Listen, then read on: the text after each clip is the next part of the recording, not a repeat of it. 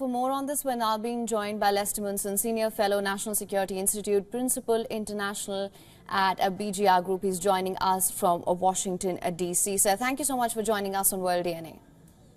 Good morning. Great to be with you. Now, sir, of course, there have been conflicting reports that have been coming out with regards to the location of the crash site as well. It's been 12 hours, over 12 hours actually. Iranian emergency crews are carrying out search operations. Also, the heat source that was identified, that gave no clue of the crashed helicopter either. How do you assess the situation at the moment? Well, I don't know what's going to happen. It certainly doesn't seem like it's going to be good news. The weather is bad. Helicopters are dangerous. And the fact that they haven't heard from anyone from the helicopter in quite some time, I think, means that this is likely to be bad news. But I think, of course, we're all hoping for the best and no unnecessary loss of life.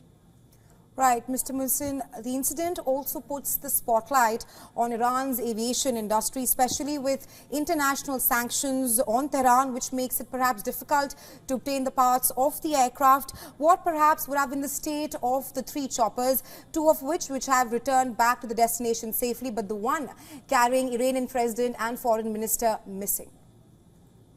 Well, I certainly think people are going to speculate about that. Iran has been a malefactor in the region and globally for quite some time. That's the reason it has economic sanctions imposed on it. So what are the consequences of those sanctions? Could they have had something to do with the crash of this helicopter?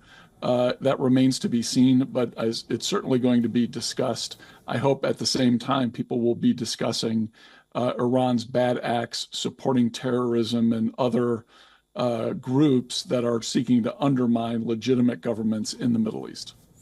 Sir, I also wanted to understand, countries around the world, of course, they are offering logistics help. Turkey has sent a team as well there.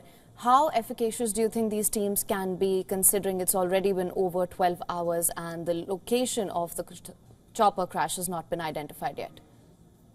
Yeah, I'm no expert on rescue efforts, but with each hour that goes by, it's going to be more difficult to get a successful outcome here. I think realistically, flying a helicopter in bad weather is never a good idea. I suspect that the likely explanation here is that is what led to the crash. Of course, we all hope that there's no unnecessary loss of life here, but the longer this goes on, the less likely we are to receive any kind of news that someone survived. Right, Mr. Munson, thank you so much for taking our time and joining us here on Pleasure. WION with your insights. Thank you.